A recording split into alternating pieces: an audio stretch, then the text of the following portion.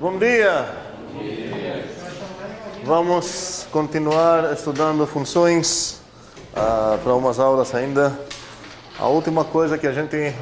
Vamos ver as coisas mais interessantes que temos já definidas são certas funções de graça, que eu chamei. A ideia é que assim que você percebe certos conjuntos ou certas funções, são garantidas a existência de umas outras funções legais. E a gente definiu certas delas. A primeira foi a entidade. Assim que tem um conjunto, tem a entidade. A gente definiu bem mais. A gente definiu até o que seria o cross, o produto de duas funções. Botei bastante homework. Espero que trabalhamos nesse homework, porque senão não vão fazer sentido muitas coisas que eu vou falar hoje. Uma que mais uma função de graça. Quero começar então com mais uma função de graça. É assim que você tem um endomapa. Quem sabe dizer o que significa endomapa? É uma função que vai do mesmo conjunto para... Exato. Tem o mesmo domínio que o domínio. Então, se eu tenho a função A de A para A, função F de A para A, eu chamo essa função de endomapa. Obviamente, essa terminologia chega de categoristas, porque o conjuntista não faz muito sentido, porque ele não tem condomínio. Mas... vou escrever o nome endomapa. Mapa é apenas um sinônimo para a gente agora para função, e esse endo vem do grego enzo, que significa, vamos dizer, dentro.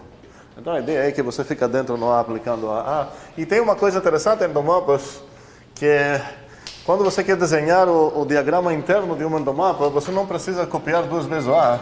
Você pode botar apenas uma vez lá, e só botar as setinhas que mostram como comporta essa coisa. Por exemplo, aqui é um endomapa.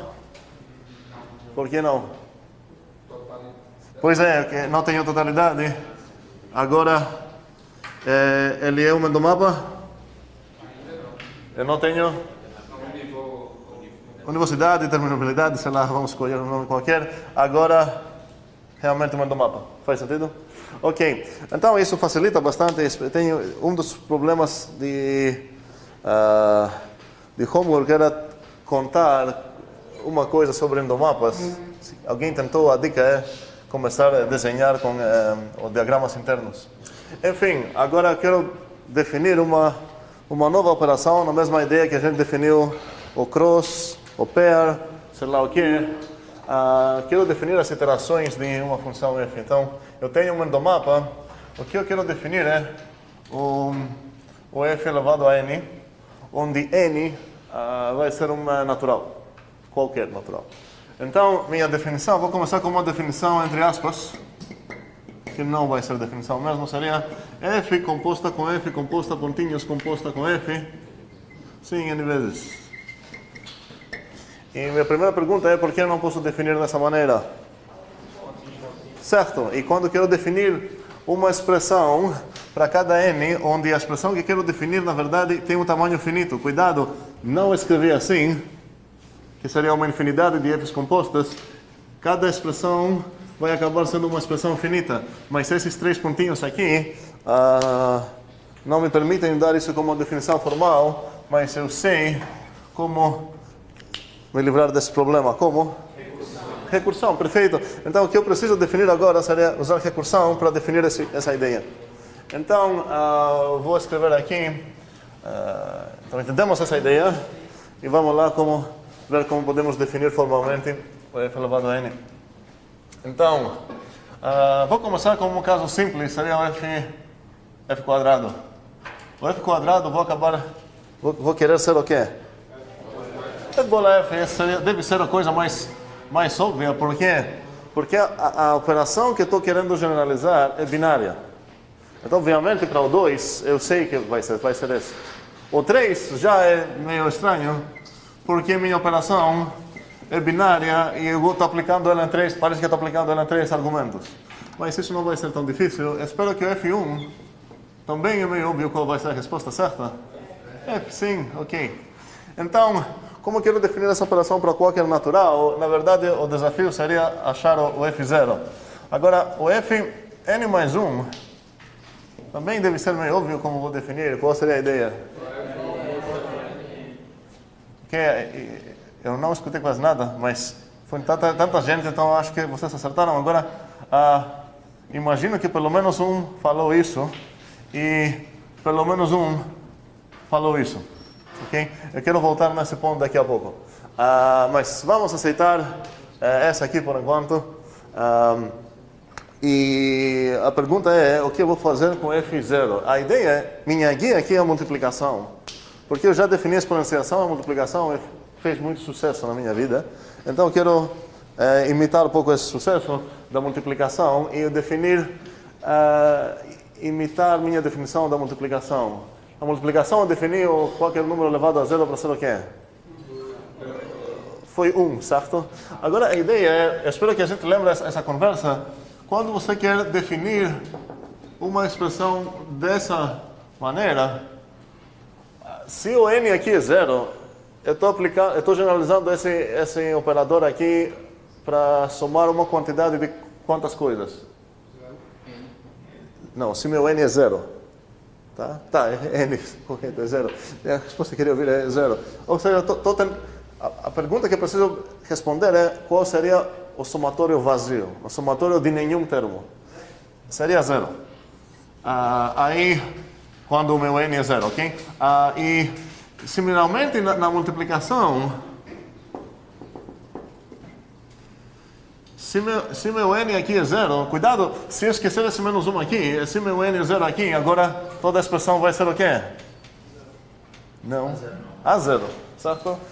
Mas o que eu quero aqui mesmo é incluir o n-1, porque eu quero contar até para a possibilidade de aplicar isso em nenhum termo. Pegar o produtório vazio, vamos dizer. E aqui, qual vai ser o valor disso? 1, certo? Aí a pergunta é de onde chegou esse 0, de onde chegou esse 1? São as identidades das nossas operações, são os elementos neutros, outro nome, sei lá o quê. Então aqui, seria bom se eu tivesse um elemento neutro para a composição. Será que eu tenho? De A. Alguém falou de A, alguém falou identidade. Aí já percebemos uma diferença entre minha guia, que é multiplicação, e meu trabalho atual, que é composição. E essa primeira diferença é que na multiplicação tem só uma identidade. Qual identidade? 1, certo? Aí, o que significa identidade? Significa que para todo x, 1 vezes x igual x é igual a x vezes 1, tá? Tenho isso nos números. Agora a pergunta é se eu tenho um bichinho aqui que satisfaz isso. Não posso dizer que se meus bichos são funções, esse espaço tem identidade. Tem várias identidades e não vão servir todas, umas nem vão ser definidas. Mas se me restringir aqui nos mapas de A para A, tem um candidato muito bom, alguém falou, e faz sentido falar que meu f de 0 vai ser o id de A. Agora, faria sentido brincar um pouquinho e ver se essas duas coisas definem realmente o conceito que eu quero. Aí, vamos lá. Então, vou pegar essas duas coisas como definição do f elevado a n. O nome disso é iterações. As iterações da f. Ok? Então, essa é 0s uma iteração, n mais 1s uma iteração e por aí vai. Pergunta. O que parece ser o suco elevado a 3? Primeiramente, quero saber por que essa expressão faz sentido. Porque o suco é um endomapa e o 3 é um natural, então minha operação foi definida. Muito bem. E o domínio, que é o domínio dela? Ok, estamos acordados. E qual seria, como poderia escrever qual é a alma dessa coisa, o lambda dela, se eu não quero referir ao próprio suco? Lambda x mais 3. Sim, faz sentido? Ou seja, a terceira iteração do sucessor, que o sucessor do mapa de naturais para naturais, é também uma nova função de naturais para naturais, aquela função que soma 3. Eu acho que faz sentido. É a ideia de iterar o processo de sucessor 3 vezes na entrada. Então vai ser com certeza vai ter essa alma. Muito bem, então entendemos pelo menos o que quis dizer essa iteração. E antes de falar a coisa interessante aqui, quero avisar sobre uma diferença em notação que existe em muitos livros de cálculo, trigonometria, análise, sei lá o que. Muitas vezes aparece uma expressão assim. Por exemplo, essa já parece como lei ou como teorema para provar isso é igual a quê? Sim, só que para a gente não vai ser Não é porque a lei não faz sentido mais, é porque para a gente essa expressão aqui quis dizer o quê? Exatamente, é o seno de x. E essa expressão aqui é o quê?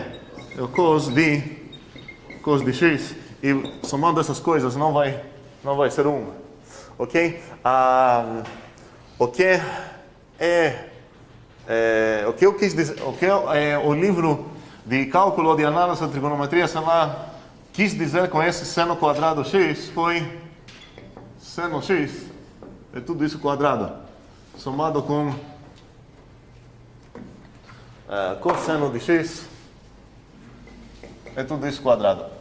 Ok? É realmente agora isso é igual a 1. Então, cuidado, porque se você ver isso num livro, da mesma maneira que isso é aplicável para qualquer f, o f quadrado e x, depende do livro, do contexto, pode acabar significando isso. Você tem certeza que não significa isso, mas significa realmente iteração de f, se o codomínio da f nem é número, ou nem tem operação. Aqui tem essa ambiguidade, porque pode ter as duas interpretações, vamos dizer. A gente nunca vai usar essa interpretação, tá? Da mesma maneira que a gente nunca vai falar a função seno de x, tá? Essa coisa não vai ser função para a gente, essa coisa é sempre r, sempre um número. E, pelo mesmo motivo, o f quadrado sempre vai ser a segunda iteração da f. Só apenas estou avisando para esse conflito que temos nas notações. Ficou claro? Então, para a gente, esse quadrado sempre vai ser isso. Se você quiser escrever isso, escreva isso mesmo. Não é que é mais... Não dá mais trabalho, não, tá? E deixa tudo bem mais claro. Então, essa coisa para significar isso é uma escolha muito esquisita, muito ruim. Bem, voltamos agora para discutir uma coisa interessante. E aviso que é um dos melhores exercícios que vocês podem trabalhar agora. Seria o que eu vou deixar hoje para homework. E o que a gente vai conversar agora. Alguém, acho, no momento que vocês falaram tudo junto, espero que alguém dê uma outra definição, que seria f elevado a 0 igual a identidade de A. Aqui não tem muita opção, mas aqui, por que favorecer a fazer recursão no lado direito e não fazer no lado esquerdo? Ok, alguém poderia definir as iterações assim. Agora, cada vez que eu tenho duas definições de um conceito que as duas parecem razoáveis, eu preciso me perguntar se realmente são equivalentes ou será que tem diferença. Como quando a gente chegou nas constantes, a gente teve uma conversa sobre certos detalhes, blá blá blá. Agora a pergunta é, se Tironi definir funções recursivas dessa maneira e GCL definir dessa maneira, existe algum momento onde eles vão escrever uma certa função f elevado a um certo número natural n, onde vai significar algo diferente para um e diferente para outro? Acho que não, porque o domínio e o codomínio são iguais, nesse caso, e como... Espera, isso é uma coisa que com certeza, se fosse quebrada, seriam diferentes com certeza. Mas eles estão definindo que tipo de coisa é o f elevado a n, é uma função, e eles, a observação que você acabou de falar é que elas concordam no domínio e codomínio. Não concordam. Elas têm os mesmos domínios e elas têm os mesmos codomínios. Os dois são endomapas de A para A. Mas isso não é suficiente para dizer que eles definiram a mesma função. O que seria mais importante e crucial aqui seria ver se elas comportam do mesmo jeito. Ou seja, eu preciso realmente provar que as duas definições são iguais. Tirone. Eu não sei se o comportamento é diferente, mas a diferença vai ser que a primeira operação vai ser aplicada à identidade e a outra operação vai ser aplicada à identidade. Isso pode dar um problema? Muito boa observação. A ideia é que quando você vai agrupar aqui as coisas, se você botar parênteses, uma vai agrupar as parênteses na direita e vai aparecer primeira operação lá, uma identidade, a outra vai aparecer no outro lado. Agora, realmente, quando você tem uma f para A, vamos dizer, na verdade, vou desenhar assim. Você tem a f de A para A, ok? E você tem também a identidade de A para A, certo? Agora a ideia é, se você aplicar várias vezes a f e depois a identidade, não deveria afetar algo se você primeiramente pegar a identidade e depois várias vezes a f. Então, pela esse raciocínio, essa ideia de enxergar de Tirone, faz sentido pensar que elas devem ser iguais, ok? Agora, coração de Tirone acerta várias vezes, mas isso não conta como demonstração. Não podemos falar, Tirone falou, né? Aí precisamos realmente demonstrar isso. Agora, a minha pergunta é, como vou demonstrar isso? Eu ia falar ideias, já queria falar ideias, indução. Ok, por que eu vou pensar em indução?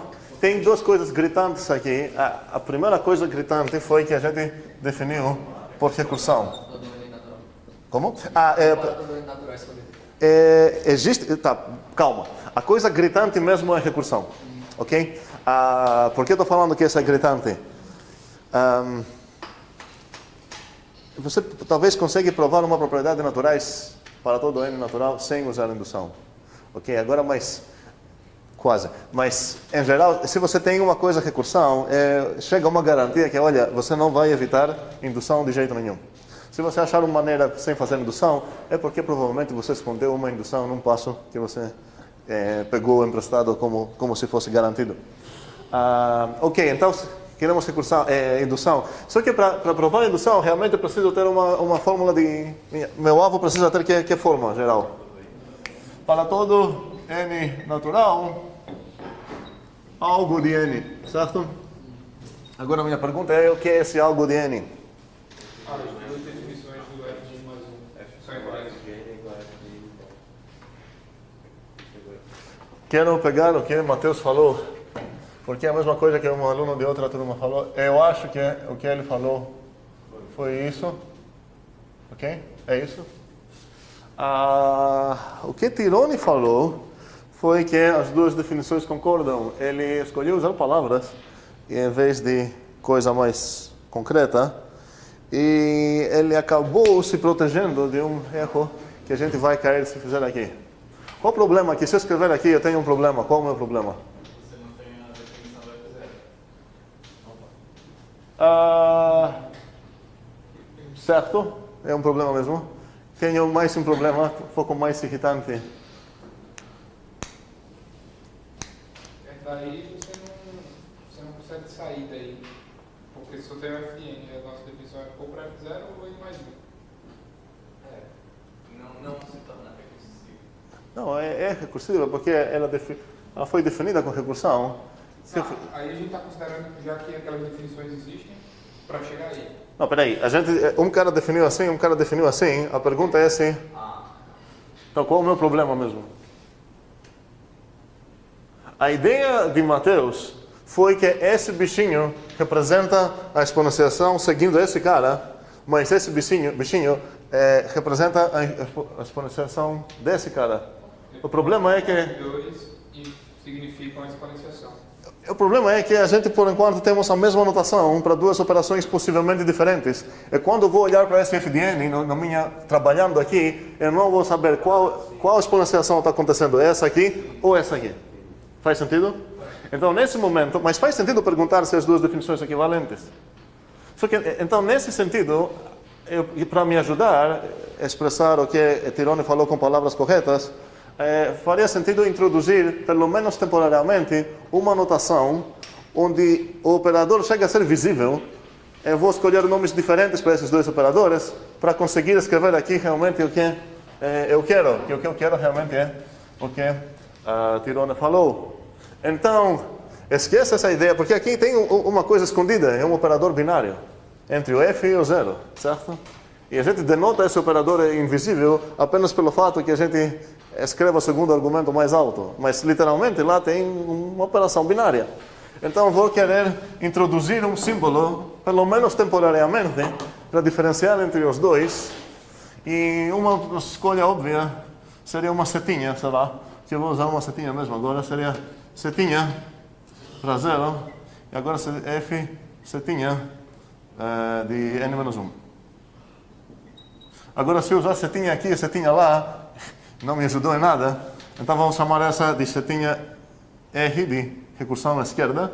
E aqui vou chamar essa coisa de setinha L, porque acontece a recursão à esquerda. Agora talvez eu deveria... Tá, eu vou.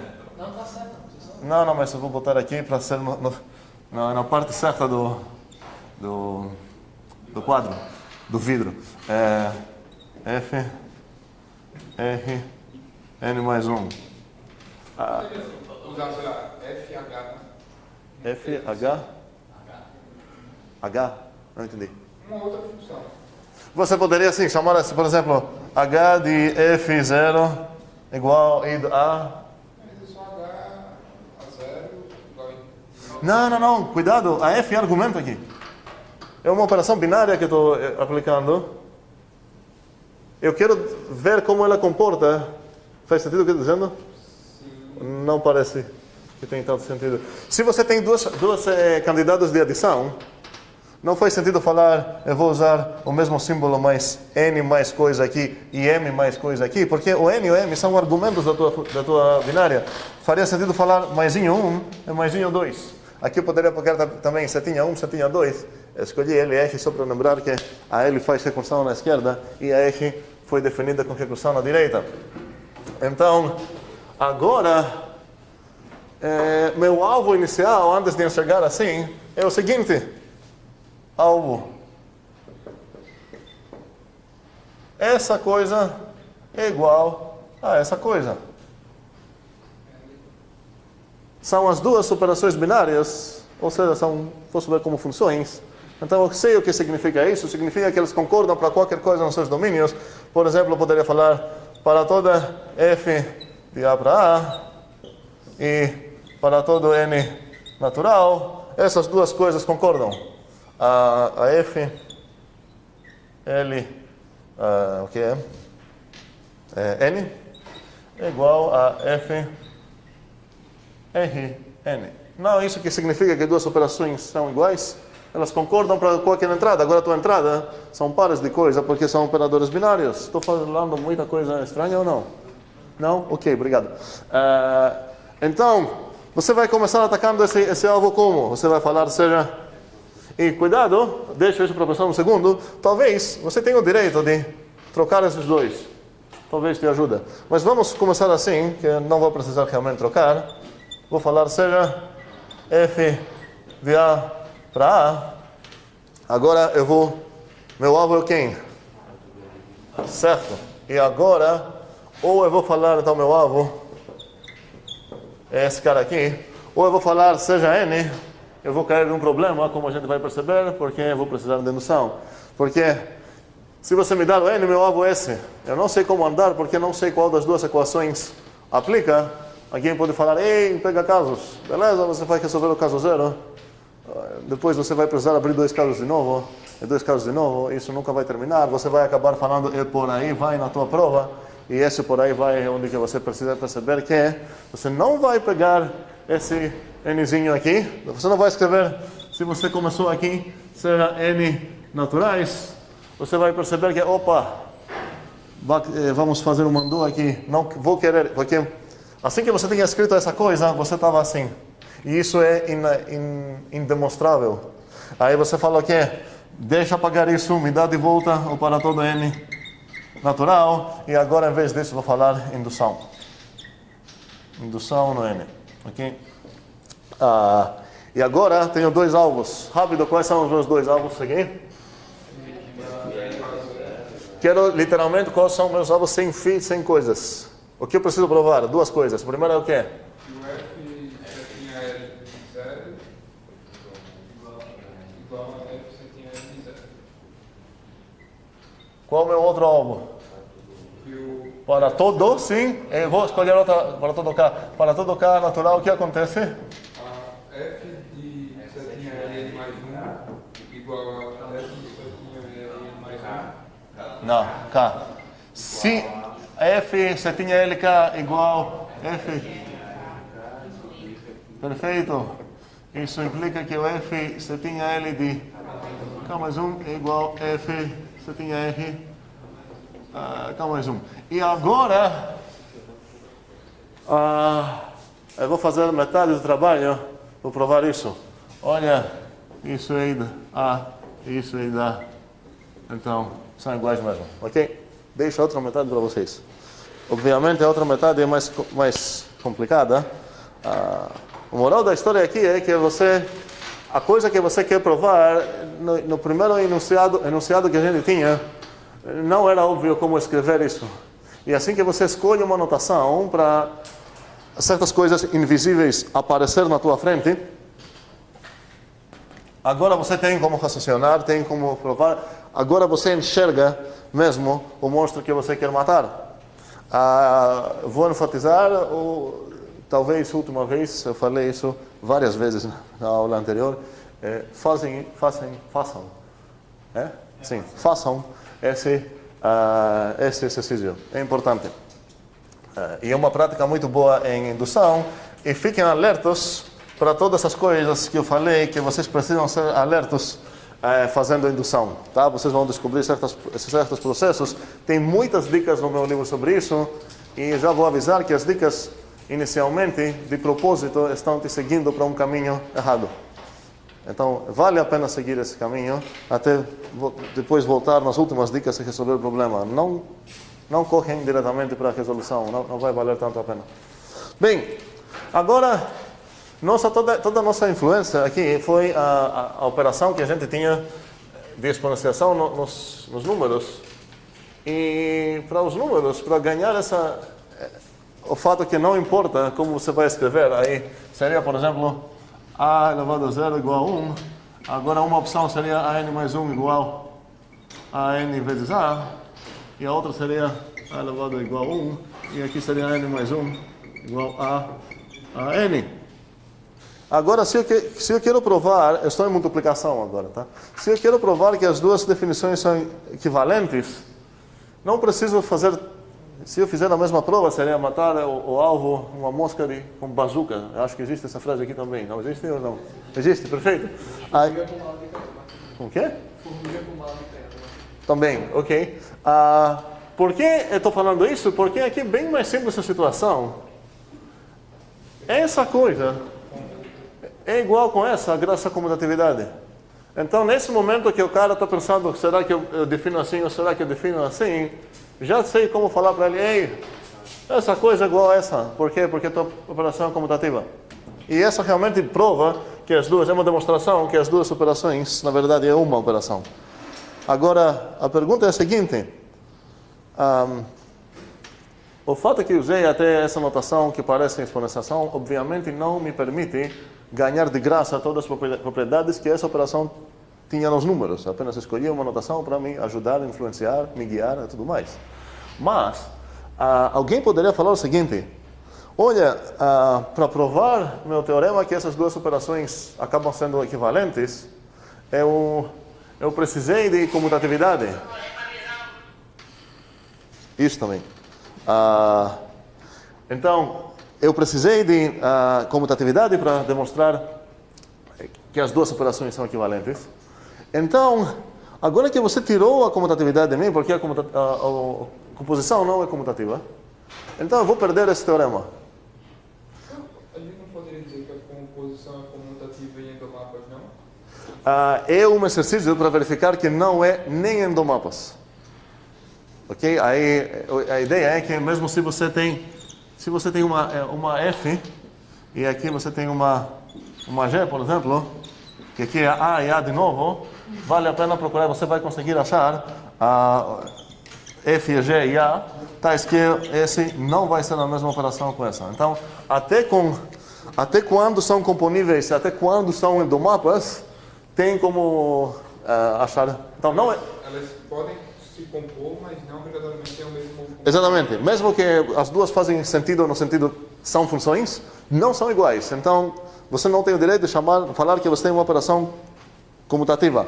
Então, voltando nessa afirmação que eu falei, o cara vai falar, ei, para provar que essas duas operações são iguais, eu precisei da comutatividade. Então, agora que eu não tenho mais comutatividade, eu vou perder essa equivalência. Faz sentido isso ou não? Faz não. Vamos ver por quê. O cara não vai perder a equivalência das operações, ele vai perder a demonstração da equivalência das operações. Ou seja, ele não tem o direito de falar ainda continua válido, claro, porque a demonstração que ele tinha achado usou a comutatividade. O fato agora que você não tem mais comutatividade, quis dizer o quê? Que essa prova não serve mais para essa equivalência, mas pode ser que tem outra prova, e essa prova que botei vocês provar agora, que não usa a comutatividade e consegue demonstrar isso. Ou seja, cuidado, ele teria o direito de falar isso se ele tivesse certeza que a comutatividade é necessária para demonstrar aquilo que ele demonstrou. O fato que ele achou uma prova que realmente usa a comutatividade não quis dizer que não tem outra prova que consegue provar a mesma coisa sem usar um dado deles. Provavelmente essa nova prova vai ser mais difícil. Bazuca aqui, certo? Mas espero que faz sentido que ele não tem o direito de falar que, então essas são diferentes. A gente vai ver como você sabe que são diferentes. É porque minha prova precisou de comutatividade. Beleza, mas talvez alguém outro consiga achar uma outra prova que não necessita comutatividade. E o que vocês vão fazer sobre essas coisas? A única coisa que vocês vão precisar aqui é que a tua operação tem identidade e que ela é associativa. Ok? A multiplicação também tem essas duas coisas, mas tem mais.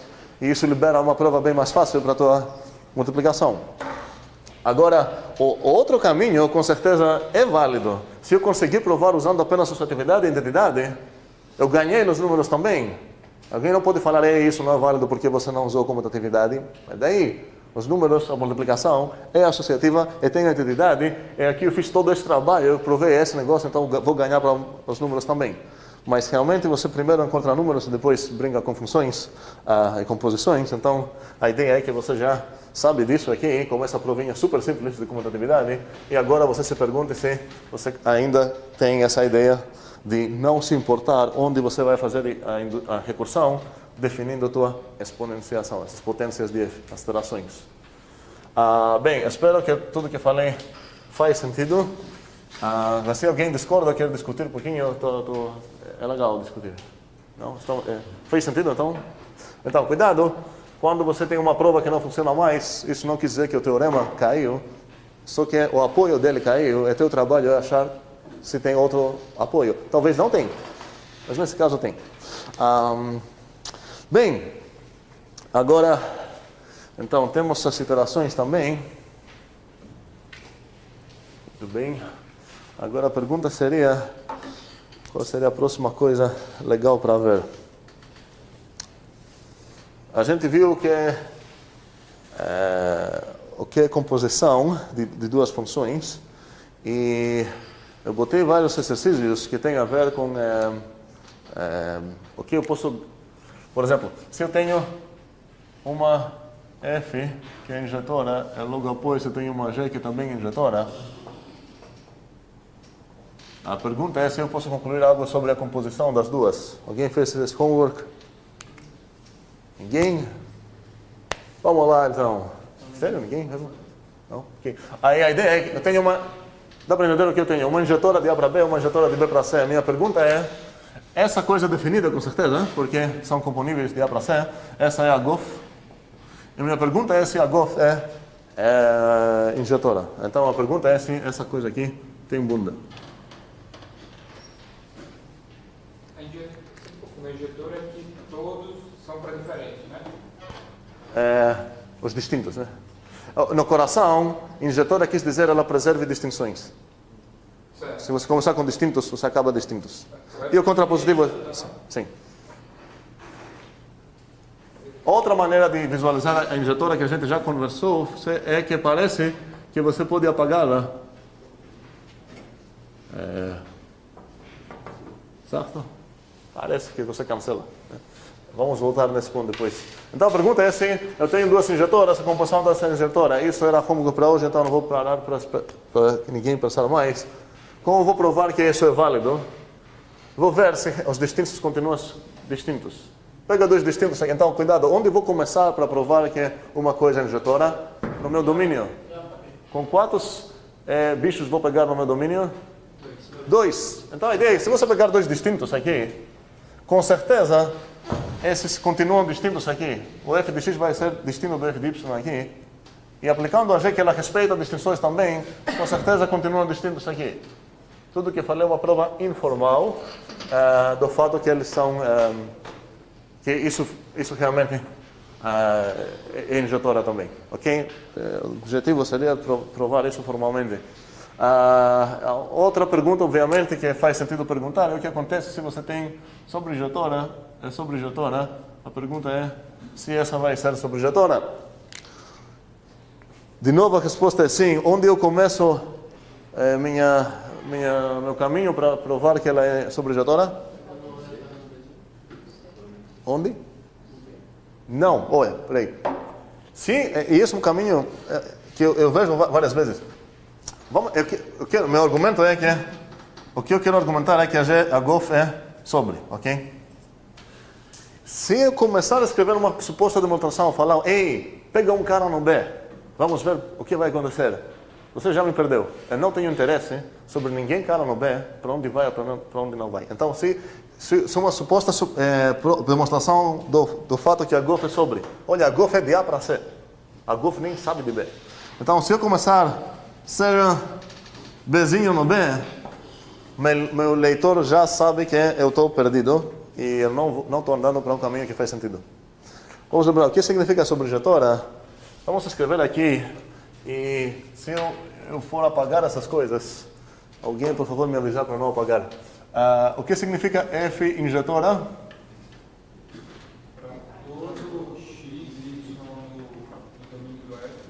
Para todo x para todo x no A, vamos ver que são de A para B, ok? E para todo y no A, o que acontece? A f de x igual a f de y. Ok. Não poderia ter só ter feito para todo x, y no A, não? Poderia. Eu quero usar menos açúcar sintático para ficar um pouco mais claro a forma da minha fórmula. Porque é por isso que eu estou escrevendo isso aqui. Vou voltar nesse ponto depois. E a F é sobreinjetora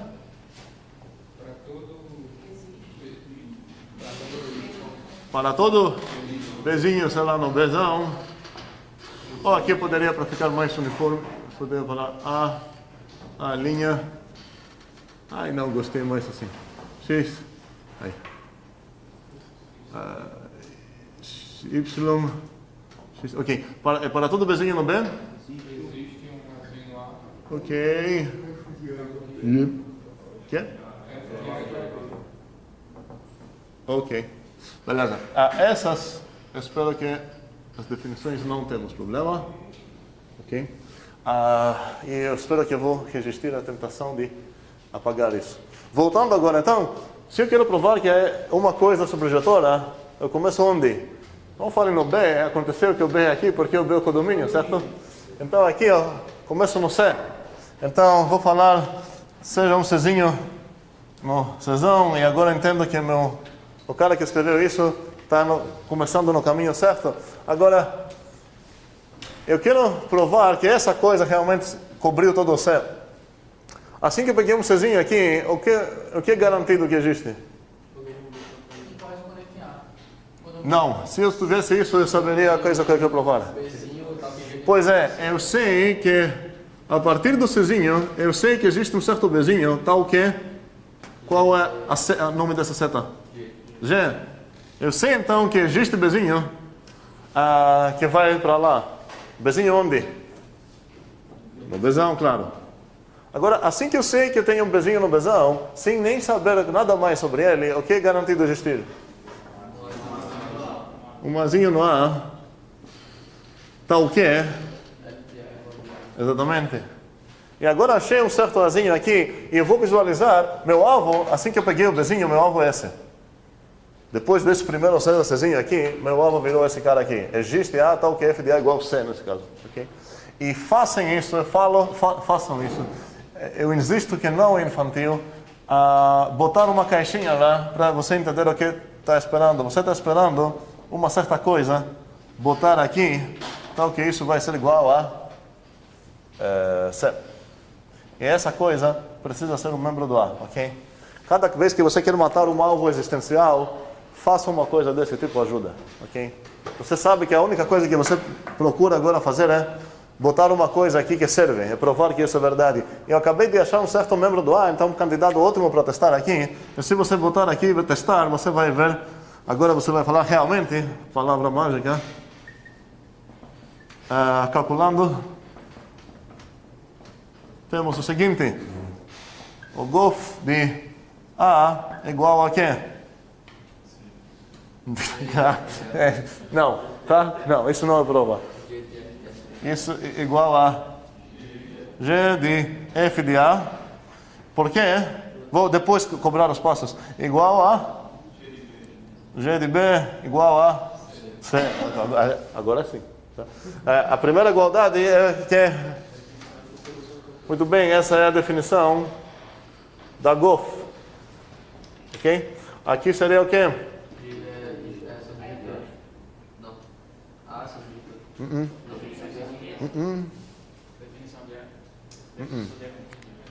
Ok, talvez seja a primeira vez que a gente encontra uma maneira de como descrever esse fato. O fato que eu já fiz certos trabalhos aqui, certo? Logo, seja Bzinho no B, tal que G de B igual a C, e depois logo seja A no A, tal que F de A igual a B. Tá, já tenho escrito tudo isso na minha prova aqui. Essas coisas a gente fez oralmente lá nesse desenho. Agora tenho duas maneiras, cuidado com isso, porque é extremamente útil você saber justificar teus passos numa prova, uma demonstração. Aqui, tenho duas maneiras de justificar isso. Cuidado, galera. Ou eu vou dar um nome para esse rótulo aqui, essa relação aqui, eu vou falar 1. Eu vou falar... não, na verdade é a 2, né? É a 2 aqui, pela 2. Não tenho certeza absoluta que meu português está certo aqui, esse pela. Informalmente. É ok? Ou por 2. Por a 2 ou pela, não?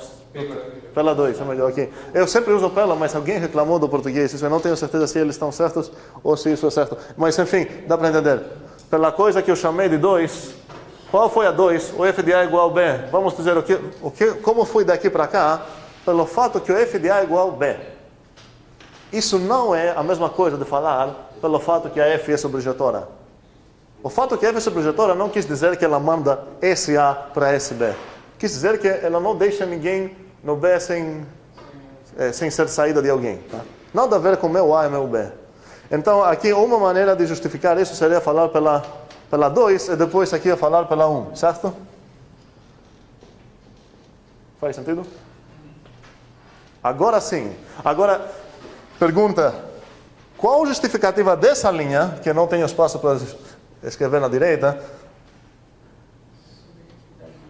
Exatamente, aqui é que a G é sobrejetora, aqui é que a F é sobrejetora. Então, eu usei o fato de que a G é sobrejetora para pegar um certo B que vai para cá, e depois usei o fato que a F é sobrejetora para escolher uma que vai para lá, mas depois o que eu precisei usar lá é essas duas equações, que sim, eu ganhei usando isso. Tá? A palavra-chave que eu falei para uma maneira diferente para justificar isso, eu escolhi, aqui me permiti fazer uma escolha, pegar um bezinho que vai para lá.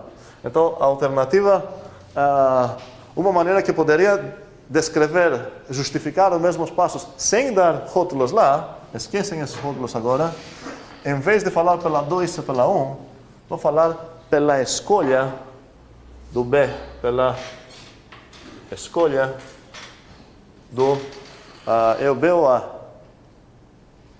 Do A. Do A. E aqui eu vou falar pela escolha. É importante entender o que significa essa frase, porque aparece muito em matemática. Pela escolha do B, do A, aqui quer dizer o quê?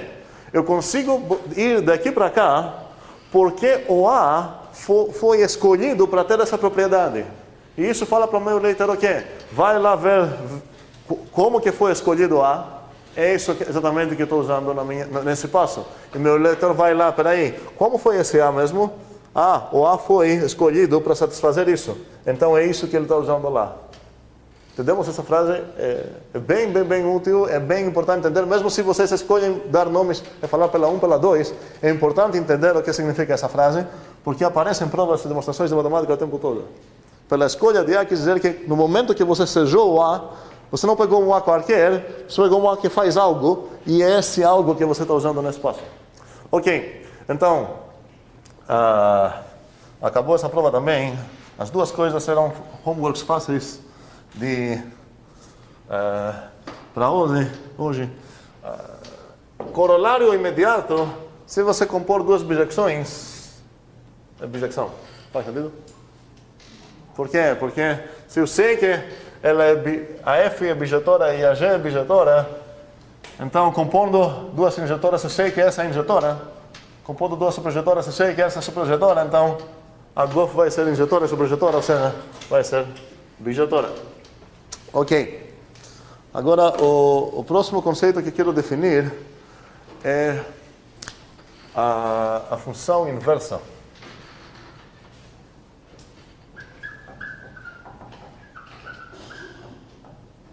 Informalmente, a ideia é que você pega uma coisa, olha no diagrama interno dela, você vira todas as setinhas na outra direção, você quer chamar isso de inversa de uma certa maneira. Agora, obviamente, isso não vai dar certo. Já temos uns exemplos bem fáceis de construir.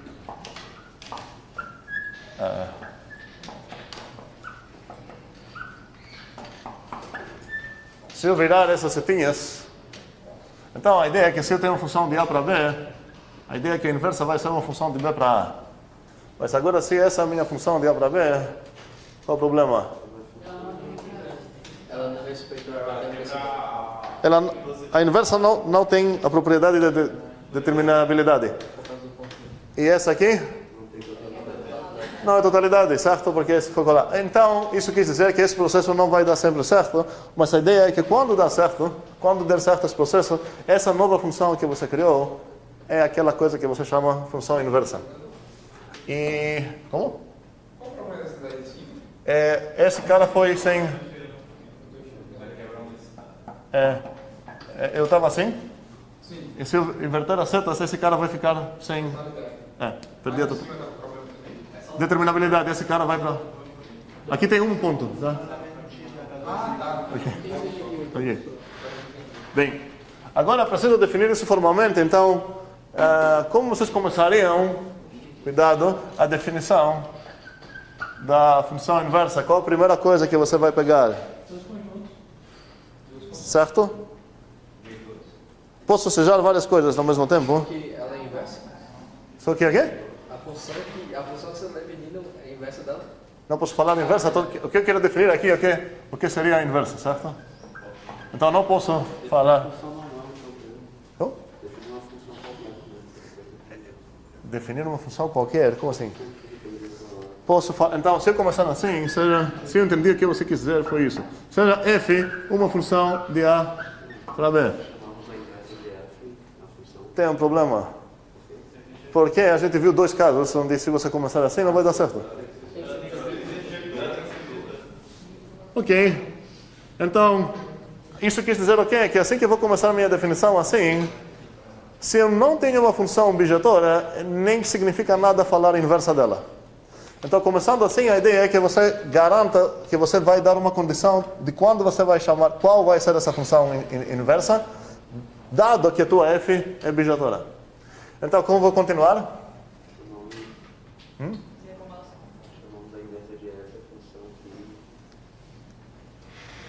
Sim, a função aqui.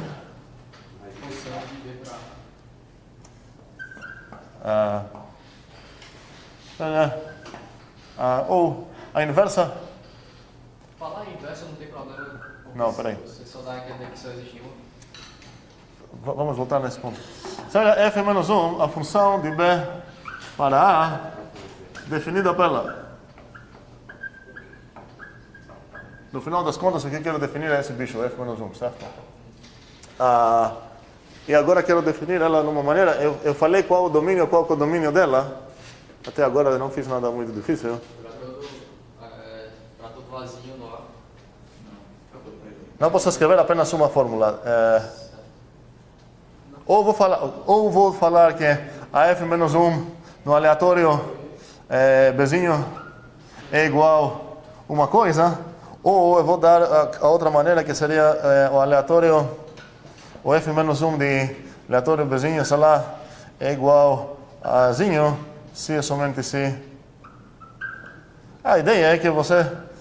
A mesma coisa parecida que a gente viu em conjuntos, tem duas maneiras, ou você vai falar o f da aleatória entrada vai para lá, ou você vai falar o f de aleatória entrada é isso, se é somente sim. E eu espero que vocês lembram que aqui, quando você vai decidir escrever uma fórmula aqui, vai ser uma fórmula que depende em quem?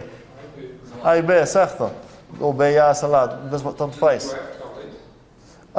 E o F talvez, sim, vai aparecer o F também, com certeza. Mas o que você precisa verificar aqui? Lembramos o cuidado? Que o F existe, o F é para B. Vou apagar o... Não, tá, realmente o F vai aparecer aqui, mas quero ver essa afirmação como o F já foi constante. O F é igual a B. Não, isso que você vai escrever aqui, mas o que eu preciso verificar aqui? Qual o perigo que tem aqui? Do D nós temos uma fórmula. O exemplo que tenha dado foi B divide A. Como? Do A para A para mais. Pois é, preciso saber que para todo Bzinho existe exatamente um Bzinho tal que φ de B de A. E a gente chama esse tipo de fórmulas function-like. A ideia é que tem totalidade e determinabilidade, ok? E realmente a fórmula, como foi, Dirone? Que tu escolheu aqui? F de A igual a B. F de A igual B. Agora, se eu quisesse escolher dessa maneira, aqui deveria falar aquele Azinho no A, tal que o F de A igual B. Ok? Mas para simplesmente a segunda definição, seria necessário usar os quantificadores? Aqui? Não, peraí. Essa não faz parte da definição, não. Peraí, tua φ é essa. Essa é a coisa que você precisa demonstrar sobre tua φ para garantir que você realmente definiu uma função. Faz sentido? Então, essa você vai precisar provar para dizer que f1 é uma função mesmo. Ou seja, qual a frase que a gente usa? É bem definida. Ok? O que significa nesse caso? Então, vou dar essa definição, vou pedir para você, prove que f-1 é bem definida. Teu trabalho é o quê? Demonstrar isso. Ou seja, teu trabalho é demonstrar que essa coisa realmente define uma função. Ou seja, teu trabalho é demonstrar que essa coisa satisfaz totalidade e determinabilidade. Ok? Um segundo. Então, você, na tua definição, obviamente, você vai escolher uma das duas coisas, não vai botar as duas. Ok? Agora, as duas têm perigo. Essa coisa tem um perigo porque você precisa verificar que essa fórmula realmente é function-like. Ela comporta, para qualquer B, qualquer B determina realmente exatamente uma A que está aqui. E aqui também tem um perigo porque o fato de falar aquele A que faz aquela coisa, eu preciso provar que para qualquer B que eu vou dar, existe A e existe um único A. Porque senão, essa coisa não determinou o meu A. Seria a mesma coisa de falar que eu vou pegar uma função, sei lá, assim, e você aqui falar int y e fazer return y. Ok? Isso não define uma função. O que é esse y aqui que você vai retornar? Faz sentido? Então, o fato é que, até se você falar onde que pertence esse bichinho, isso não quer dizer que você definiu uma função. Você precisa falar quem é esse A, não apenas que coisa é esse A. É diferente o quem com o que, sim. Mas, no caso, então, uma função ser injetora não garante que ela vai ter o inverso. Calma. Exatamente. Tá, peraí. Você tem, na tua definição, você já botou isso. Então, quando eu vou te cobrar, prove que essa coisa é válida, você tem direito de usar, você vai ter de usar que a F é bijetora. Mas não é suficiente. É suficiente porque a única coisa que você necessitou para definir essa coisa é o fato que ela é bijetora. Mas, tua dúvida eu acho que é, então, por que eu preciso provar algo? Na verdade, não. Não? Qual é? O sucessor é uma função bijetora? Não. Por exemplo, o zero não vai para ninguém. O sucessor? O sucessor, sim, o zero, desculpa, o zero não está no range. Ninguém vai para o zero. Tá? O zero vai para 1, ninguém vai para o zero. Mas, então, aqui a primeira, assim que você vai definir isso, teu trabalho seria, prove, primeiro exercício, prove que é bem definido. O que você precisa provar? Você vai escolher um dos dois e você precisa provar que assim que eu vou escolher um B, isso determina um A. Agora, determina quer dizer que existe um A que faz isso e existe exatamente um A. Espero que é óbvio que para uma das duas coisas você precisa a subjetoriedade e para outra a injetoriedade. Ou seja, você precisa das duas. Se eu quero garantir a totalidade da F-1, eu fiz o desenho, vou falar nada mais, tá? É meio óbvio o que você vai usar para qual propriedade. Então, a primeira coisa para provar seria essa. Assim que eu vou provar isso, eu tenho direito de chamar essa coisa de função mesmo, o F-1. Caso que a minha F é bijetora. Tá? Agora, uma outra coisa que queria provar, que faz sentido, prove que quero ver opiniões. O que vocês acham que eu posso provar sobre F-1? Se calcula com a F da identidade. Vamos chegar nas identidades depois. Não entendi bem o que tu falou, mas vamos introduzir a identidade daqui a pouco. Já sem falar de nada, apenas sobre F-1, o que faz sentido afirmar sobre essa função? Que a F é bem definida. A F, já comecei com uma F, que é função, é bijetora e tudo mais. Então, nesse momento que eu tenho F-1, eu já tenho todas essas coisas da F. Eu sei que eu tenho uma F que é bijetora de A para B. Acabei de provar que F-1 é função. Que ela é bijetora, F-1 é bijetora. Faz sentido que a inversa tem que ser bijetora também. Outra coisa que faz sentido provar é que a F-1, a inversa dela, parece que deve ser a própria F, não parece? Nenhuma dessas coisas, é importante dizer, nenhuma dessas coisas é de graça. Ok? Preciso provar essas coisas, mesmo que parecem meio óbvias. O que mais eu quero provar? Se eu tenho, vamos lá, se eu tenho A, F, B, G, C. Se eu tenho F e G bijetoras nessa configuração, eu quero achar e afirmar uma lei sobre a inversa da GOF. A GOF garantidamente existe. Okay? Primeira coisa, então, que preciso me convencer é que a GOF existe. A GOF existe porque elas têm a ordem certa.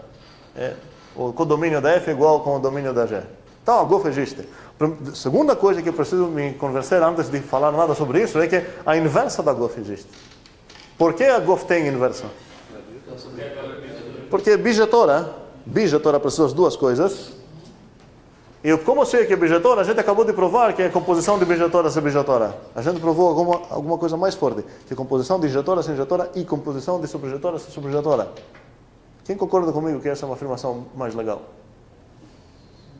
Por quê? Ela consegue, só a partir dela, você chegar numa das bijetoras. Mas não vice-versa. Se eu tivesse provado com uma outra maneira que uma composição de bijetoras é bijetora, isso não me deixaria concluir que injetora é injetora, injetoras compostam em injetoras e subjetoras, compondo elas vai em subjetora também. Então é bem melhor o resultado que eu provei. Então, com certeza esse bicho é definido. Agora a pergunta é se você consegue afirmar uma coisa, uma identidade legal, uma igualdade legal e depois provar essa coisa. O que parece ser a resposta certa? Seria o quê? Ok. É sempre a primeira escolha quando a gente escreve algo. Muitas vezes a nossa primeira ideia seria afirmar isso. Vamos ver por que isso não faz sentido. Vamos pensar que, de novo, em vez de lavar louça, de processos depois, vou pensar de me vestir, ok? Aí começo pelado, a primeira coisa que eu vou fazer é vestir minha cueca e depois vestir meus shorts. Se eu quero desfazer isso, a inversa deve ser um processo que vai desfazer isso. Se eu quero desfazer isso e aplicar primeiro o desfazer os shorts, vou ter um certo problema, desfazer a cueca, vou ter um certo problema, certo? Tirar minha cueca dos meus shorts. Isso não deveria ser óbvio apenas no caso de duas coisas. Em geral, se você fizer certas mudanças em algo, é chegar num certo ponto, e você quer inverter o processo para chegar onde você chegou. Além de inverter cada processo, você tem que inverter a ordem que você fez as coisas para garantir que você vai chegar onde você chegou mesmo. Ou seja, no teu editor, você começa a chegar no início, o Ctrl-Z, a primeira coisa que ele vai Ctrl-Z-izar, vai ser a última coisa que você fez, blá, blá, blá, blá. Então, aqui a resposta certa seria? Certo. Ok, F-1, composto com G-1. Para a folga não precisaria ser definida também. A folga em geral nem vai ser definida. Outra maneira de pensar que isso, a resposta da GCL não daria certo em geral, é que se eu tentar... Qual a direção da F-1? É essa. Né? E qual a direção da G-1? É essa. Então, a resposta inicial aqui, que era errada, que era G-1 depois da F-1, aplica essa. Então, você começa no B, chegou no A. E depois, se você está querendo aplicar a G-1, que é de C para B, não tem como continuar. Então, é uma outra maneira de perceber que essa resposta seria errada. Ok. Já temos uns exercícios bacanas para trabalhar em casa. Eu vou escrever bem mais, obviamente. Agora, uma dica meio psicológica. Certas relações, certas coisas em matemática são simétricas. E alguém pode falar que qualquer vez que você vai escrever alfa igual a β, é a mesma coisa de escrever β igual a alfa. A gente já discutiu que quando você está definindo, temos uma convenção que a coisa no lado esquerdo é aquela que está sendo definida, então isso já não é simétrico, mas igualdade com certeza é simétrica. Mesmo que a igualdade é simétrica, e mesmo que, outro exemplo, essa coisa, por exemplo, é a mesma com essa, muda a psicologia humana quando está olhando para isso, ou quando está olhando isso para isso. Então, tem várias vezes que eu chego num certo ponto, eu pergunto aos alunos como vou continuar, ninguém sabe como continuar, a única coisa que eu faço é trocar os dois lados de uma igualdade e a gente já tem uma ideia. Então, o moral da história é que, mesmo que uma coisa é simétrica, talvez nossos olhos não são tão simétricos e vale a pena trocar certos lados e ver se você consegue enxergar algo mais. Essa coisa aqui que Tirone escolheu fazer aqui, eu posso entender que ele está descrevendo o processo onde ele troca o argumento dessa com o lado direito e também apaga o -1. Certo? Ele vira o -1. Agora, se eu escolher escrever isso de outra maneira, posso pensar que, não, esses ficam calados, a única coisa é que você troca o F no outro lado e ele perde o -1 dele. Tá? Não estou falando algo diferente, com certeza, essa afirma exatamente a mesma noção. Ok. E se usar aqui também a notação da setinha, isso seria o quê? Que o B, setinha barrada com isso, se é somente C, A, setinha barrada para B. Faz sentido? Estou definindo essa setinha. Isso acontece se é somente se isso. Ou alguém poderia falar, olha, o A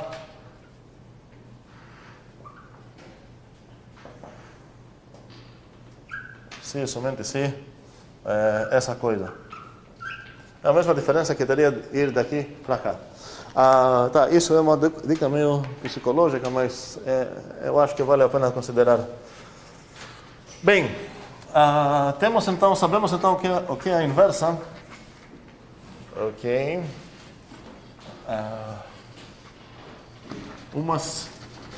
Uma coisa que quero provar seria as leis da inversa mesmo. Leis da inversa. As leis principais da inversa são as seguintes. Cada vez que você tem uma f de A para B, que ela é bijetora, o f menos 1 composto com f é igual a alguma coisa, e o f composto com f menos 1 é igual a alguma coisa. Cuidado, tá? Vou dar 20 segundos para pensar. Qual é cada uma dessas coisas aqui? 20 segundos para pensar, tá? Se eu dar 3, vamos errar.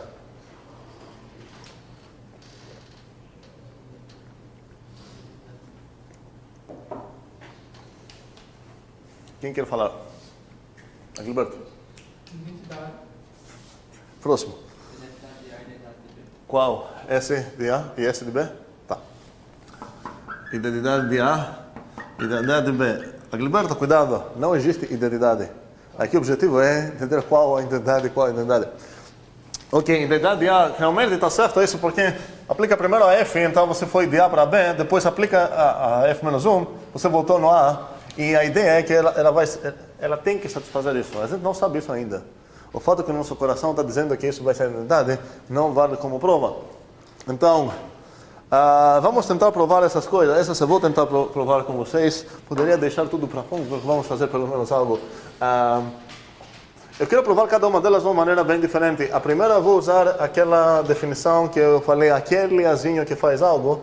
E na segunda vamos usar a segunda forma com se somente se. Então, preciso provar isso, certo?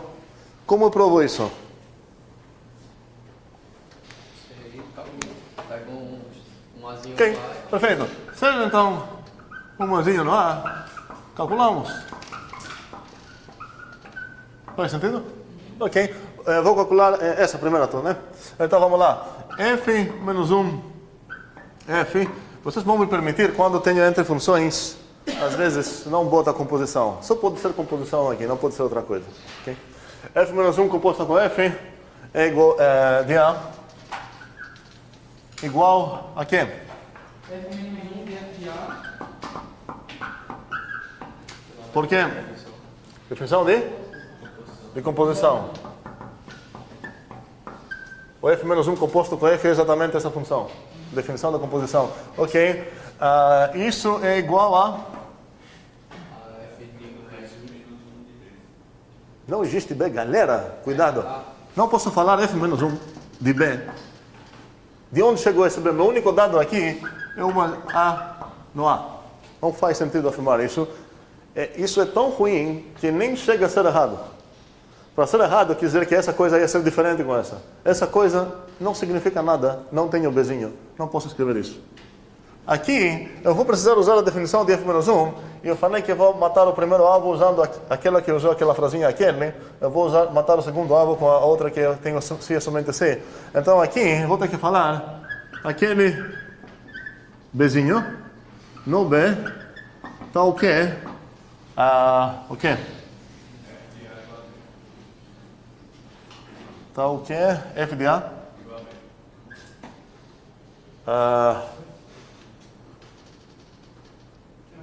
Não, o F manda o Bzinho para FA. Tá o que o Bzinho está sendo mapeado na entrada disso através da F. Vamos ver o que está acontecendo aqui. Tá certo isso ou não? Vamos lembrar, em geral, o F menos 1 de Y foi aquele xzinho, tá o que?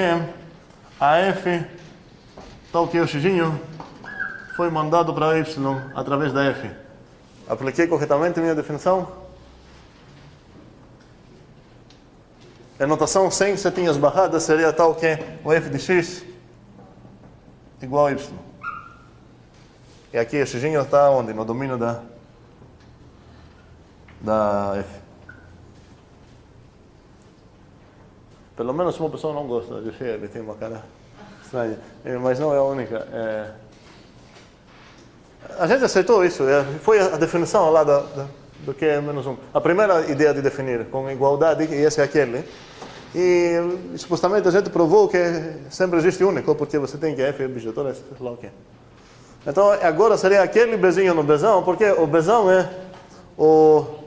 Opa! Não estou gostando das letras que eu tenho aqui.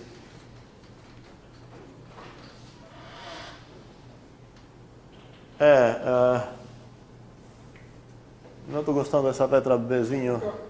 A gente sabe que o FA... Espera aí, eu quero escrever meu domínio aqui. Tá, já escrevi, isso é de A para B. Então... O FDA não tem isso, o FDA está pegando o mesmo de B. Aquele xzinho no A, tá o quê? Obrigado. Xzinho, através da F, vai para o FDA, tá certo? Ok? Tá igualzíssimo. E se eu trocar isso para a notação de igualdade, tá o quê? O F de X igual a F de A. Ok? Vou copiar aqui. F de X igual a F de A. Ok. E agora, onde quero chegar? Qual é a minha ideia? Quero calcular? Não quero chegar no A. Você quer chegar que isso aí é igual a... Não, quero chegar que isso é igual a I da de A. Que realmente isso é igual a A. A ideia de, não sei se Douglas ou Matheus começou aqui, a ideia, desde o início eu quero provar que essas duas funções são iguais. Então eu pego uma coisa no domínio de uma e eu preciso provar que ela comporta do mesmo jeito com outra. Então não quero chegar no A, eu quero chegar no... Se eu quero provar que F igual a G, galera, eu preciso provar que o aleatório A faz isso. Agora a minha F é essa, a minha G é essa. Então, apliquei o aleatório entrada nessa função, eu preciso verificar que é a mesma coisa de aplicar a mesma coisa na outra função, tá? Agora acontece que a identidade realmente comporta assim, então realmente basta achar no A, mas é aqui que eu preciso chegar. Se alguém parar aqui, isso não é uma prova de nada, isso prova apenas que essa mandou o A para o A. Preciso ver que isso é a mesma coisa que a identidade faz. Ok. Apago aqui. Mas, ok, aqui. Como? Não, terminou ou não? Aqui. Tem que dizer que o X é igual a A. Você aplicou F menos 1 e F de X. Agora que é pela definição de igualdade. Ok. Então, nesse momento, está o que? Mas se eu tenho isso, o que eu posso concluir? Por quê? F em J. Perfeito. E isso me permite aqui falar realmente, apagar os pontinhos, realmente falar que isso é igual a A, porque eu sei que o A satisfaz isso, obviamente, e eu sei que o único que satisfaz isso, porque é a F em J. Não pode ter outro cara que vai cair na mesma coisa, ou seja, matamos o primeiro alvo. A única coisa que não justifiquei aqui foi essa, mas espero que é óbvia. Se alguém não conseguir enxergar esse passo, era só pegar o outro lado, tá? Mas nesse caso, então, e chegar no mesmo resultado, tá? Ok.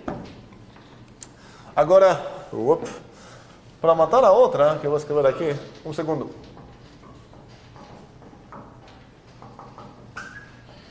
Eu vou trabalhar nessa outra usando a forma alternativa com C somente C. Quem me chamou? Gilberto? Não. Quando a gente fez aquele passo 1 para o 2 ali, certo? Eu usei a definição, peraí, essa é a definição de F-1. Ok? Bora lá. Agora vou usar de novo a definição de F-1, mas não aquela da forma de igualdade, aquele X blá blá, aquela que tem o C somente C. E agora vamos ver... Posso escrever um texto desse jeito? Aquele X blá blá? Sim, mas faz sentido se você não gosta, tá? Fica meio estranho, mas literalmente pode, porque a gente provou que essa frase determina realmente um objeto. Ou seja, sabemos que existe, e sabemos que existe único. Exatamente por isso você pode escrever aquele blá blá. Se você não gosta do igual àquele, você pode aqui escrever x. Não. Existe x blá blá é afirmação.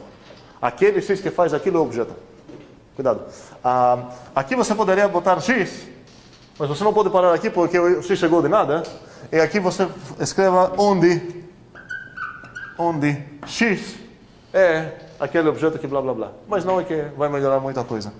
Mas, então, para Douglas e para quem não gosta muito dessa igualdade, aquele blá blá, talvez faz sentido trabalhar com outra maneira de inversa.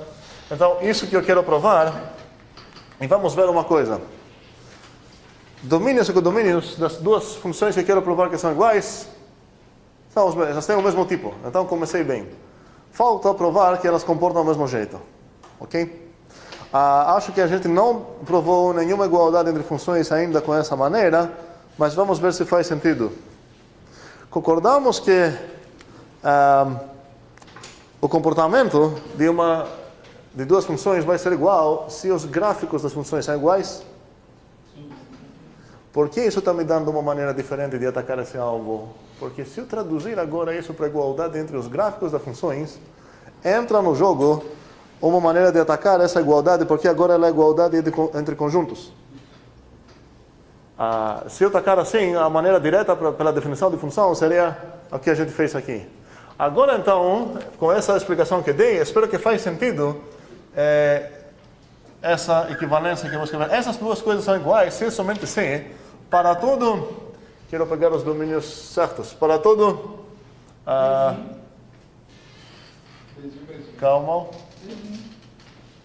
calma, não, para todo x no B e para todo y no B, falar que f menos 1 de x igual y é a mesma coisa de falar que I de B de x igual y. Preciso esperar um pouco para pensar e para todo mundo entender o que aconteceu. Se eu argumentar corretamente que para qualquer possível entrada e qualquer possível saída, essa afirmação é a mesma com essa, quis dizer que as funções concordam. Ou seja, posso pensar que essa coisa aqui é que o xyzinho está no gráfico da ff-1, e isso quis dizer o quê? Que o xyzinho, lembramos aqui o gráfico, espero, está no gráfico, silêncio, não gostei, do I do B. E se eu conseguir provar que essas coisas são equivalentes, isso quis dizer o quê? Isso quis dizer que os gráficos são iguais, que era a única coisa que faltava provar para demonstrar que as funções são iguais, porque eu já observei que o domínio dessa é igual ao domínio dessa, com o domínio dessa, com o domínio dessa. Tá? Um segundo. Ou seja, aqui seria uma maneira... Por que eu gostei dessa maneira aqui? Porque eu defini minha própria inversa usando quando é que o f de x é igual para um certo valor. Essa é a definição que quero usar. Então, me ajuda a ver isso. Isso posso pensar que o xv está no gráfico da f, se é somente se. Posso ver isso como uma definição desse conjunto do gráfico da f. Gilberto? Não entendi porque você pegou x e y no B. Porque os meus domínios e os meus codomínios aqui é o próprio B. A identidade do B é de B para B, essa função é de B para B. Se fosse uma função de A para B, eu ia pegar o x no A e o y no B. Mas agora, tanto o domínio quanto o codomínio é o mesmo conjunto. Ok. E agora, com essa ideia, vamos começar então. Seria bom usar as mesmas letras, mas eu tenho acesso ao meu livro, eu vou botar x e y então. Sejam x e y no B. O que eu preciso provar? Isso.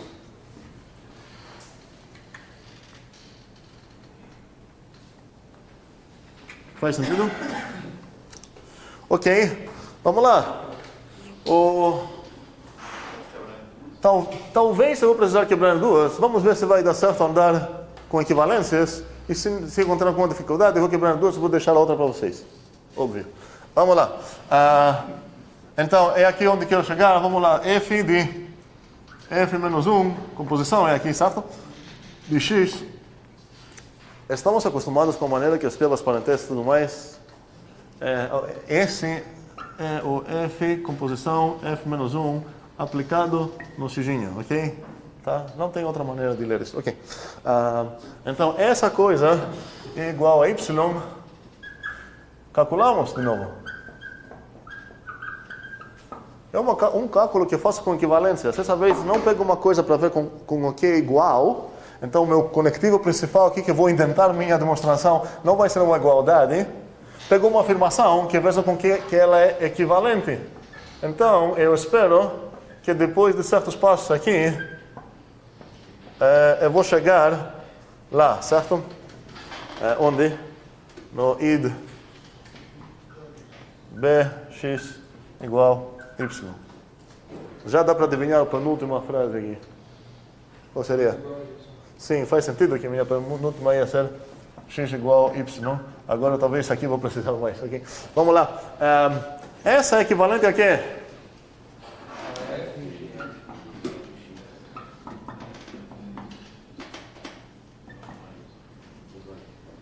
Igual y. Por quê? O que eu usei aqui? Definição da composição, sim. A f menos 1. Ok? Essa coisa agora é equivalente a quê?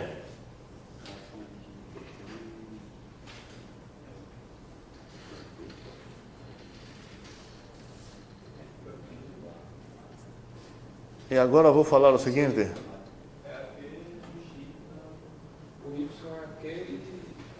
Não quero usar aquele. Tá? Esquecemos essa parte. Agora estou mostrando uma outra maneira que não vou mexer com esse e aquele. Vou mexer apenas com a definição que definiu a inversa para ser assim. O f menos 1 de y, não é assim? F menos 1 de y é igual x, simplesmente c, y igual f menos 1 de x. E agora vou falar para vocês. Lembram que eu falei que faz sentido às vezes trocar a ordem da igualdade?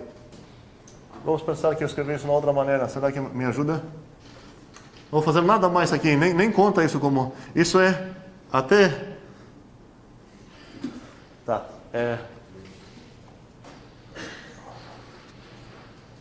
Quero apenas trocar o y, trocar os lados da igualdade, nada mais, tá? Então, vou apagar.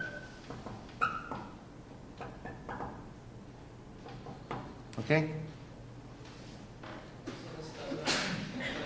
Ou será que isso não... Será que isso é um exemplo ruim? De qualquer forma... Não, aqui eu tenho um erro, né? Ok. Agora, tá legal. Agora talvez isso atrapalhava mais do que isso. Então, S é igual a isso, por causa da definição. Ok? Pergunta, como vou continuar agora? Fazer substituições, voltando para o lado esquerdo. Pois é, y igual a f de coisa, quis dizer que o f menos 1 de y é igual a coisa.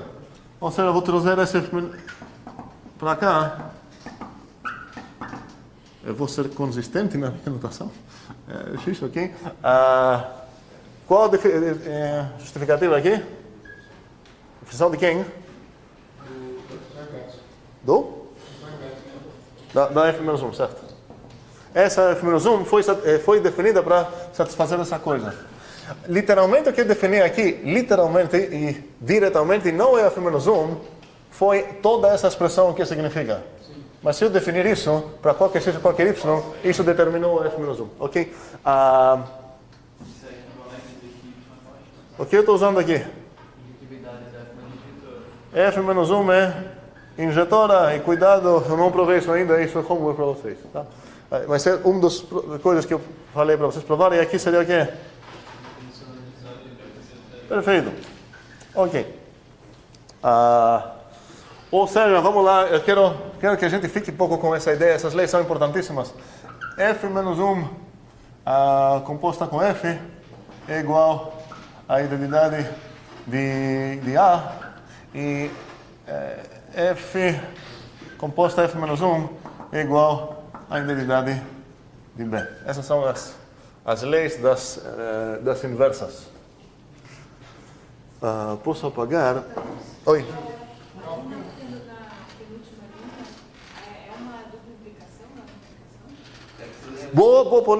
Gostei. Boa observação. Qual direção é que realmente tem essa justificativa? Não, peraí. Essa tem essa justificativa. Então, Karine pode dizer, peraí, então parece que eu estou roubando porque esse passo justifica apenas isso. Por que outra direção também é justificada? Não, nem seria nem isso. Nesse caso é ainda mais trivial. Cada vez que você tem que duas coisas são iguais, qualquer contexto que aparece uma, você pode trocá-la para outra. Nesse caso, o contexto que estou usando é o próprio f menos 1x. Essa é uma expressão onde aparece o x. Sendo que o x é igual a y, eu posso saber que essa coisa é igual se eu trocar o x por y. Então, um segundo, na ida, eu vou precisar que a f menos 1 é injetora. Agora, essa é propriedade de igualdade. Ok? Mas faz sentido que Karine ficou alerta, porque quando você trabalha com equivalência, essa ideia é que se você escrever uma justificativa, ele justifica tanto a ida quanto a volta. Senão, você precisa fazer algo para explicar, ou aqui adicionar mais uma coisa para justificar a outra direção. Agora, a importante e a difícil é como ir daqui para cá, que você realmente precisa que esse bichinho aqui injetora, que isso te permite cancelar. E a outra direção é sempre verdade sem saber nada de f. Sem saber que f funciona, sem saber nada. O f de... Fica mais claro se a gente adicionasse essa dupla implicação, quebrasse as duas. Quê? Eu quebrei em duas só para justificar os dois passos. Mais em separados. Entendeu? Não. Não precisa. Tá. Poderia ficar mais claro para o leitor, entendeu? Para não considerar essa outra justificativa lá. Você poderia escrever, sei lá, para essa isso, sei lá o quê, tá? Bem, um segundo. É sobre essa coisa aqui? Fala. Seria errado falar que é por causa da determinabilidade? Não seria errado. Seria tipo azul? Seria assim, tipo, você tem uma coisa sobre igualdade aplicável a qualquer coisa. A f poderia ser nem função, poderia ser outra coisa. Assim que apareceu uma expressão onde tem um x, a lei de igualdade que você tem na tua lógica te permite substituir iguais por iguais. Então, nesse caso, nesse sentido. Posso apagar ou não? Não. Sobre aquela parte ali. Então já começa a apagar. Fala. Pode colocar essas leis em termos não do conjunto, mas do domínio, para ficar melhor? Sim, aqui seria... Pois é, aqui seria a identidade do dom. Ou eu posso escrever aqui, talvez agora fica mais claro, AB. Ou se você não gosta dessa linha aqui, seria aqui seria dom da F. E aqui seria a identidade do code da F. Isso que você está dizendo? Sim. Certo. Agora, como para garantir a existência disso, porque sem isso, nada disso faz sentido, na verdade você precisa dessa coisa. Então faz sentido que você já vai usar letras lá, então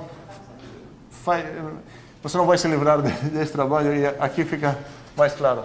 Então a situação que temos é a seguinte, você tem a f aqui, você tem a f menos 1 aqui, A, B, e aqui você tem a identidade do A, e aqui você tem a identidade do B. Agora, a ideia é que se você fizer esse caminho, é a mesma coisa de fazer apenas isso. E se você fizer esse caminho, é a mesma coisa de apenas fazer a identidade. Exercício bom, como você pode escrever isso com diagramas comutativos. Alguém quer tentar? Tem 1 minuto.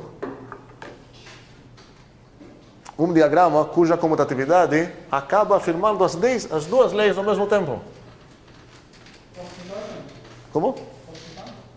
Eu falei 1 minuto, vou ter... Escreva pelo menos uma coisa para desenhar, né?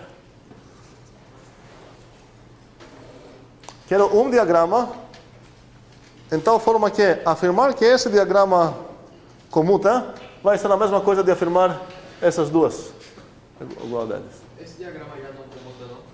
Você escreveu? Não, porque aqui, em geral, faz sentido. Poderia até falar isso numa coisa meio esquisita. O problema é que a gente não considera essas setinhas aqui nesse caso. Então, esqueça essas duas. Você pode começar com isso para falar algo. Aqui você tem um caminho de tamanho 2, mas você não tem caminho de tamanho 1, porque esse cara aqui conta como caminho de tamanho 0. Tá? Enfim. Se você botar a identidade, até pode ser aceitável chamar isso de comutatividade, mas queria uma coisa sem redemoinhos, assim, sem as identidades. Você vai precisar usar identidades, mas não na maneira de aqueles loops. Você pode repetir o mesmo conjunto? Com certeza. A gente viu os casos assim. Agilberto, quer me ajudar a desenhar? Agilberto está perdido nos pensamentos dele. Alguém? Como você ia descrever esse desenho? Onde vou botar? Quantos? É onde? A e A embaixo. E A embaixo. B e B. B onde? Aí. Aqui? E B embaixo. Todo mundo concorda assim? Ok. Então aqui eu sei o que é. Aqui a identidade também.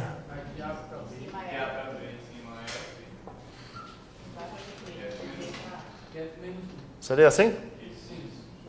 Vamos lá. Se eu afirmar...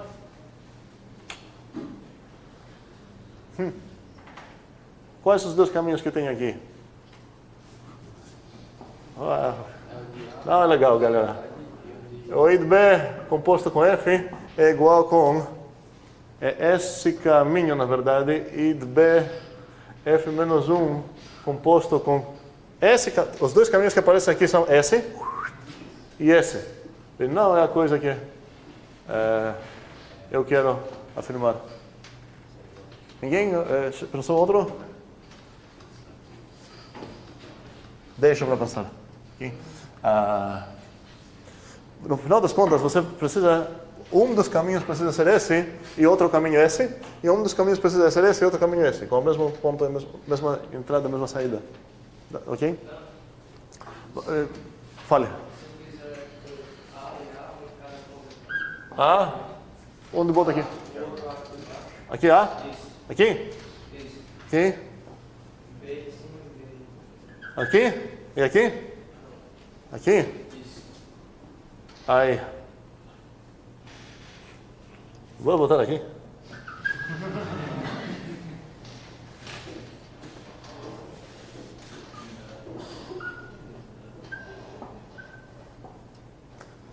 O que tem aqui? Identidade do A, identidade do B. Aqui tenho F, aqui tenho F menos 1, aqui tenho F. Faz sentido? Ok. Se eu falar comutar, quer dizer que isso comuta, quer dizer essa coisa. Ok? Concordamos? Ok.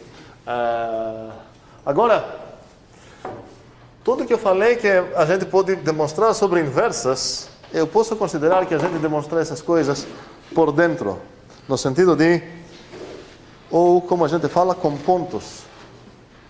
O que significa ponto nesse sentido? Pontos são os bichinhos do teu domínio, do codomínio e tudo mais. Então, ponto quer dizer, nesse caso, elemento de um certo conjunto. E para provar essas coisas que a gente provou, e para provar esses 4 exercícios que botei já aqui no quadro, vocês iam falar o que é. No final das contas, todas essas coisas eram provar que uma coisa é igual com a outra, funções.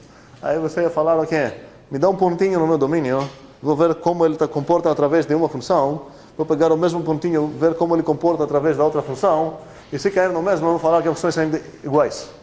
Ou seja, você mexe com pontos. Você entra na floresta dos teus conjuntos lá e veja as árvores, que realmente está sendo mapeado, uma árvore aqui na floresta do outro lado. Eu vou dar um pequeno assim, início de uma ideia de pensar sem mexer com pontos. Você pode demonstrar, isso não é difícil, que se você tem uma função f, e em tal forma que as duas coisas aqui são satisfeitas para uma certa função f menos 1, ela só pode ser a função inversa.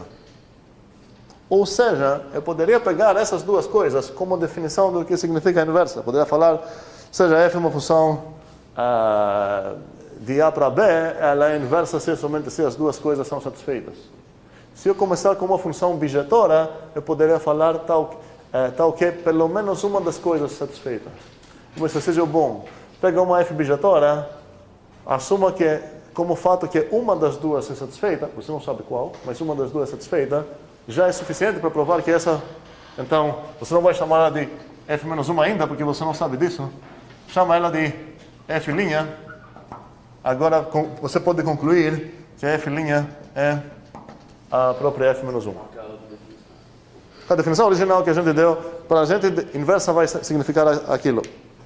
Agora, o que você ganha interessante nesse caso é que você começa a trabalhar num jeito algébrico. A gente não vai trabalhar agora com esses detalhes.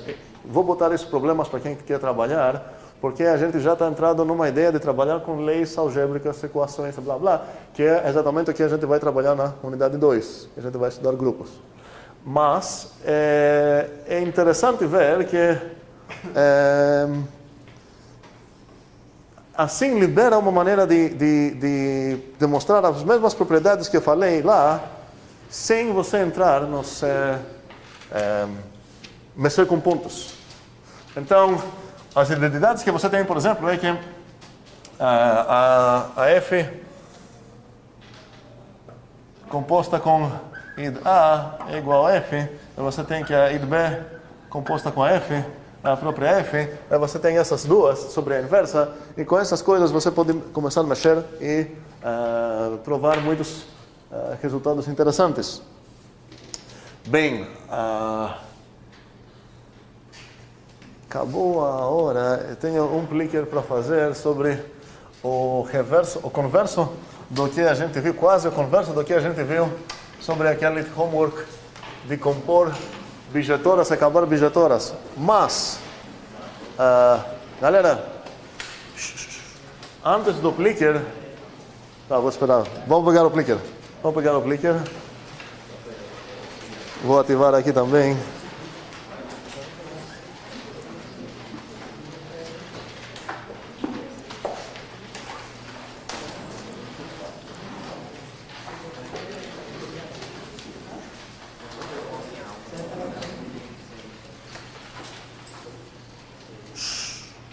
Ok, antes do clicker, uma observação. Para quem não tem toque de coisas simétricas, e para quem não te atrapalha certas coisas bizarras que acontecem, seria bom, em matemática, desenvolver uns olhos que deveriam olhar para essas duas coisas e ficar irritadas. Tem aqui uma coisa que deveria atrapalhar.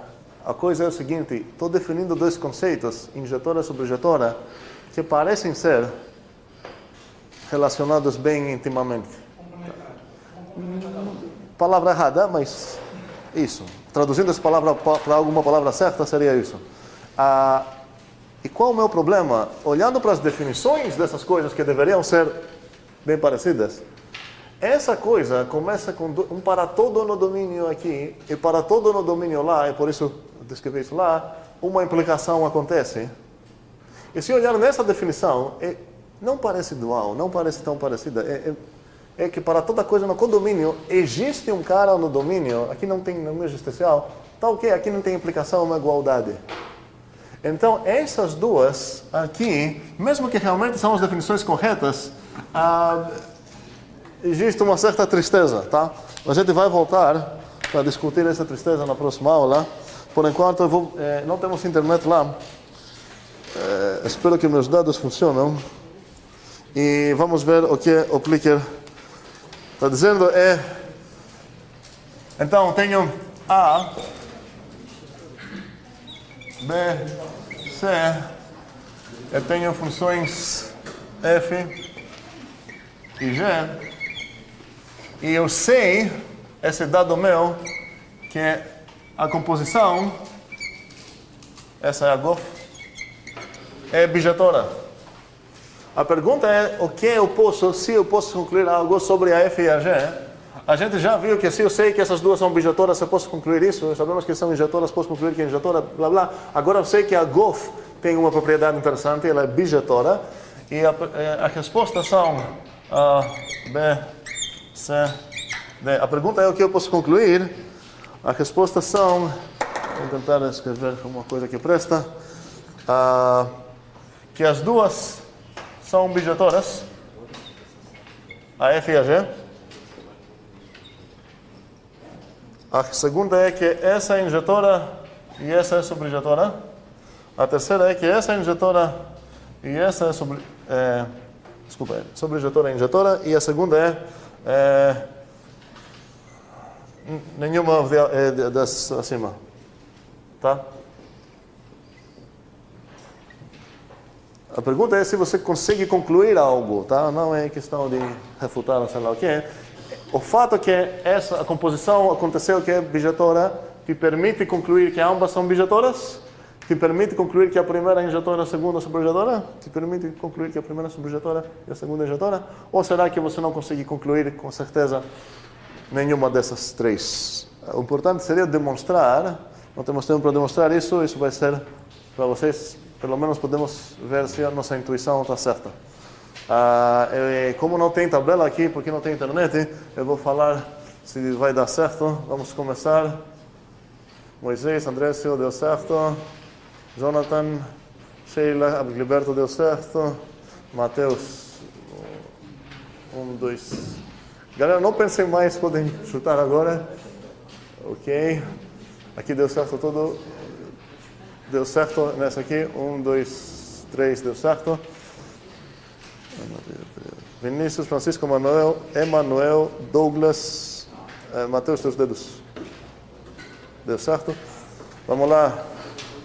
Leo, Caio, Maurício, Fernando, Wellington, Alan, Tirone, Ítalo, Gessiele, Marcos. E teus dedos. Cíntia, deu certo. Tem alguém que não falei o nome, sei lá? Não. 24%. Terrivelmente perto de 25%. E a outra turma foi 26%. A mesma coisa.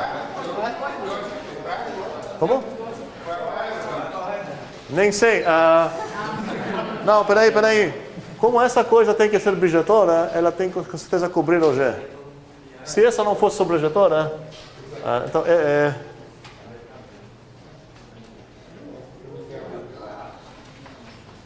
será que está errado? Não, está certo aqui. É a B mesmo. Então, mas precisa provar isso.